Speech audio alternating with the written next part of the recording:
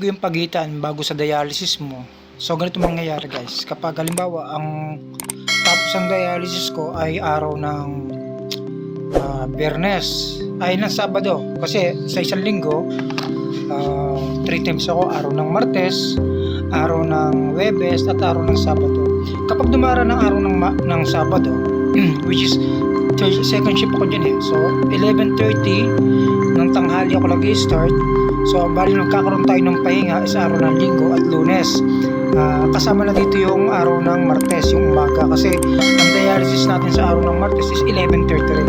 So ano yung pagbabago kapag may mga dalawang araw na nakalipas? So ito yung guys, yung pagkakaroon ng pisngi, no?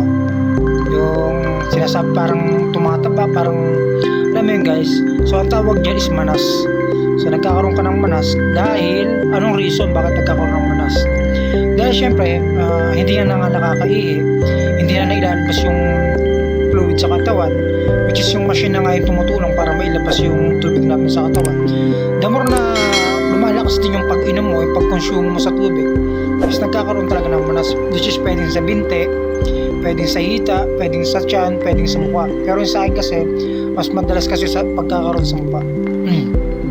Kaya sa mga kapwa ko dialysis, ayan, talagang malaking bagay talaga yung magkaroon talaga ng awareness yung mga kabataan ngayon na sumasailalim unang-una sa mga UTI, yung mga nakakaranas ng UTI o not ang control ng high blood. Hindi na nakokontrol yung high blood kahit may kahit merong tawag dito regular na gamot, kahit sabihin natin may maintenance, hindi na bumababa yung high blood, which is sa batang edad yun.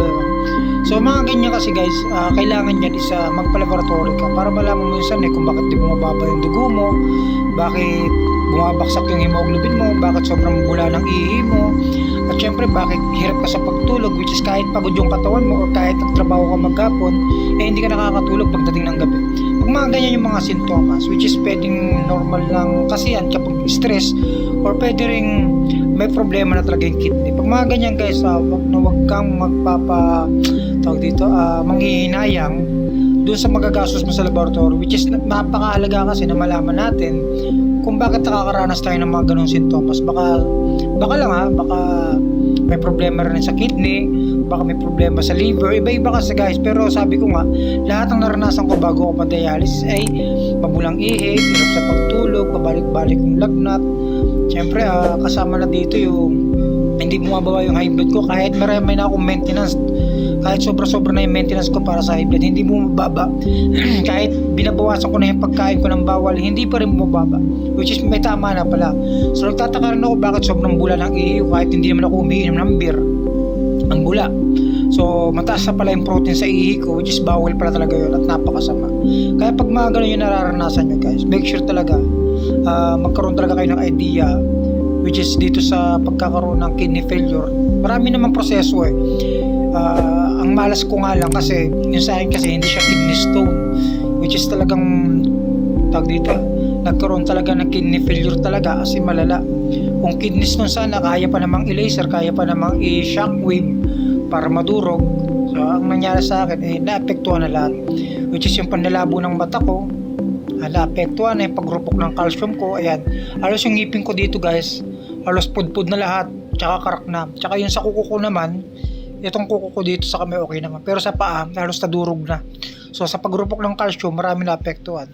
Kaya ganun guys, ang hirap talaga kapag nandito ka sa sitwasyon na nagda-dialysis ka, which is marami talagang magbabago.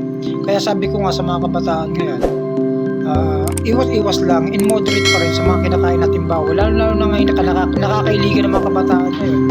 Yung pagkain sa street food, yung mga workers ngayon na nagtatrabaho sa construction, ganyan po dati ng trabaho, which is kapag hindi na nakakagising ng maaga o tinatanghali na, bibili na lang, kakain na lang sa street food, wala namang problema doon. Yun nga lang kasi kapag nasasana yung katawan natin sa mga maraming chemical product, kasi lahat naman dyan may mga chemical product pag napapasobra yung kain natin sa katawan, kawawa din yung kidney. So ganun lang guys, kapag alam natin meron tayong UTI, huwag nyo kagad inuman ng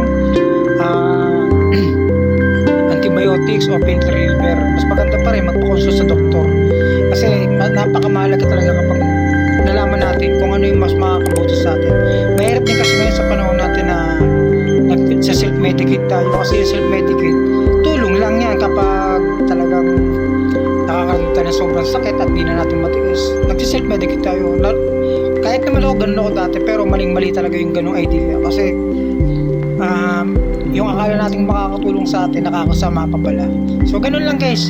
So yung journey ko as dialysis, marami na rin nagbago, which is hindi ko nga kasama yung mga anak ko dito dahil na rin sa sitwasyon ng buhay ko kasi mas marami akong oras sa pagdadialysis, paglakad ng medical assistant, pagpunta sa hospital.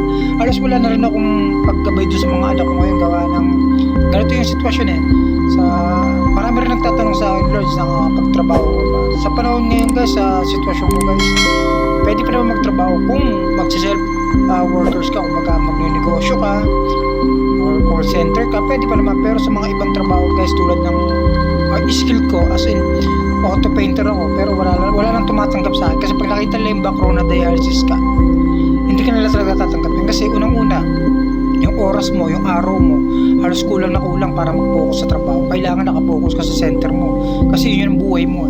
Maraming pagbabago, oras, pagkain, limitado, pagtulog mo, lahat ng pagkilos mo. Kaya sabi ko nga, napakaswerte ng mga daan itong video ko dahil sabi ko makakaiwas na at saka pre-awareness na rin po para malaman natin yung chronic kidney disease. Ang chronic kidney disease po hindi lang nag-i-start dyan sa high blood, hindi rin yan nag-i-start sa diabetic, which is nasa dietary food natin yan, sa lifestyle din natin yan. Kaya sabihin natin may lahi, which is nakakahawa to na mamana. Halimbawa ako, may chronic kidney disease ako, nag-start sa high blood, pwedeng mamana ng anak ko. So ganun po. Pero pwede nating i-evaluate or pwede nating i-circulate na maiwasan natin. Unang-una sa lifestyle po. So ganun lang po idol. Lagi nyo isipin, mahirap mag-dialysis. Kaya nating iwasan yan hanggat kaya nating baguhin yung lifestyle natin. Ganun lang po, maraming salamat po sa inyo at yan, nagpapasalamat po ako sa mga solid subscriber natin na sumusuporta sa ating mga content. God bless po sa inyo guys. So yan, pupunta tayo ng dialysis ngayon and let's go.